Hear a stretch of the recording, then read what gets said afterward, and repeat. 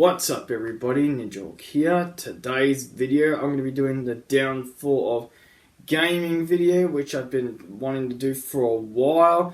A lot of people have asked me over the years, why don't I play the newer stuff? Well, here's the video that's going to explain literally everything, alongside just showing you how much worse gaming has got over the years. Keep in mind, I will not be mentioning indie games or any of those download games, because download games are download games. But otherwise, without any further ado, let's start off with the golden era. Let's start off all the way back to the golden days. Let's start off with the original Xbox, PS2 and GameCube timeline. These brought many classic games, and I'm just going to show you a small amount because this is not even a big amount by the way.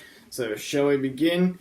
We have Luigi's Mansion 1. This is truly amazing. So gotta play that again.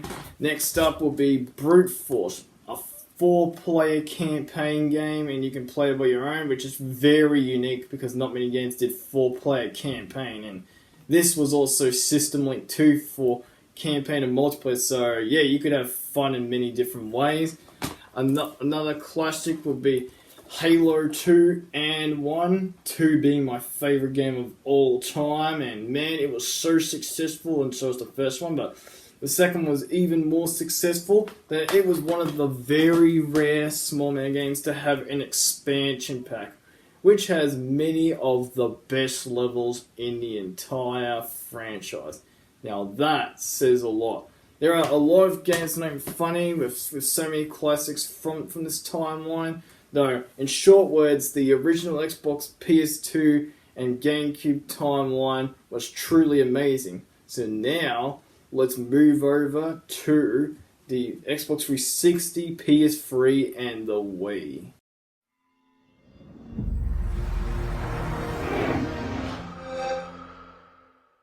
Now on to my favourite consoles of all time, the Xbox 360, PS3 and Wii. Man, I love this generation. So many different ways to play games, it's not even funny. Hell, even Halo 3 and Reach, man, these games I absolutely enjoyed. And they're not just the only two. Nope, I'm just going to give you a few more examples right now. Mario and Sonic at the Olympic Games, Mario Kart Wii, and finally, Wii Sports. It wasn't just the games that were great, no, even the menus for all three consoles were amazing. The Wii being easily my favourite. Cannot tell you how many times I went to the Mii channel every single day just to create a character when I was bored. Never gets old. And though Microsoft made their own version after the first menu, which is the Blades dashboard, which I miss so much, and then the second one, which was the first Mii menu, which I also miss so much, they created their own version called the Avatar, which is pretty much just the Mii's, but with able to put costumes and t-shirts, pants, so on. And though the PS3 didn't have any of those, it still had a great menu too. And from this generation, it was just amazing just seeing title after title with different stuff, and those Avatar awards, the 360, man, oh yes. Being able to earn costumes from the game you played was super duper awesome. Still remember getting Noble Fire's helmet. Gee, that was a pain in the ass. Double kill. Last man standing. Shotgun spree. Triple kill. Killing spree. Zombie killing spree. Overkill. Kill-tacular. Infected. Game over.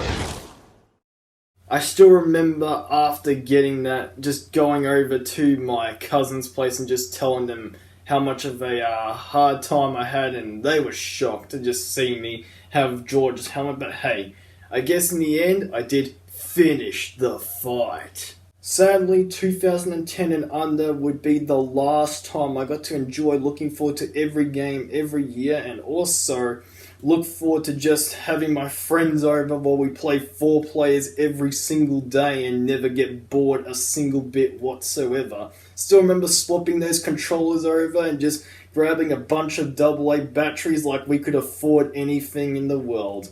But sadly, things got worse past those years. Chapter 2. Not as good, but not terrible. 2011, 12 and 13. Though these years were not as good as 2010 and under, there was still good stuff out there like Marvel vs. Capcom 3. I know there's many more titles, including, of course, introducing the 3DS, which, man, I love this thing and its amazing libraries. Although it was great and all, it definitely left myself and many people disappointed in comparison to what was before. But hey, I mean, at least we enjoyed our time compared to what would come next. Chapter 3, The Death of Gaming, 2014 and nowadays. Instead of playing the games instantly like we used to, where we just put the disc in, this is how you play games now. So instead of just buying the game and playing it, you gotta keep your console running in the background while you go do something else. Unacceptable. Almost 10 hours just to play a game instead of instantly like before. And it's not even the worst I've seen. The worst I've seen is me trying to download MCC, which took 10 full days just to make me play the game. And yes, it does take 10 full days even with my better internet, but was it really worth it? Halo 2's multiplayer was special for a lot of reasons, and we wanted to keep that intact. So Halo 2 Anniversary will contain the original Halo 2 multiplayer exactly as it shipped 10 years ago. Halo 2 Original, 25 maps. Halo 2 Anniversary, only 7. And yes, I created 2 levels. What a complete false advertisement. We didn't even get that. But anyway, how else can the game launch? Well, watch. While the Covenant had us locked up in the darks talking about this ring world, they call it... One moment, sir. Accessing the Covenant BattleNet. Sir, accessing the Covenant BattleNet. Halo Master Chief Collection was a complete failure when it launched. It was buggy, broken, glitchy. It was just an unplayable mess.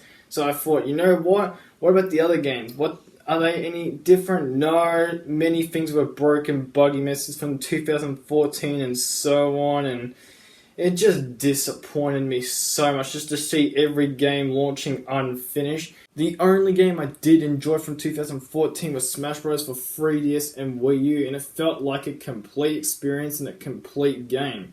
Something I can't say for the other games for 2014 and so on, which just gave me the polar opposite experience and just disappointed me more and more. And if you think, well, game development is getting better, nope, it did not at all. Here's the clip that shows why. Gone are the days of scrappy, passionate developers working to make their games the best that they can be.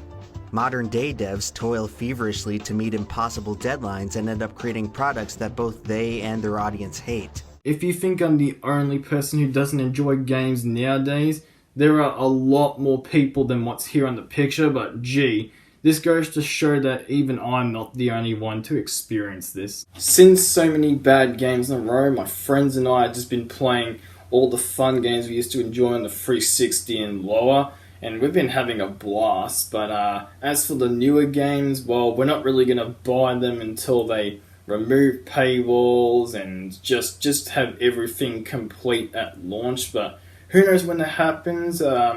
My guess, and even some of the people I talk to, is it won't happen until a very long time. But when it does happen, I'll be so happy to say, hey guys, check out this newest game like I used to when I was young. But until then, I'll be avoiding them altogether alongside my friends. And let's see what the future holds for us. And hopefully it's going to be a great one.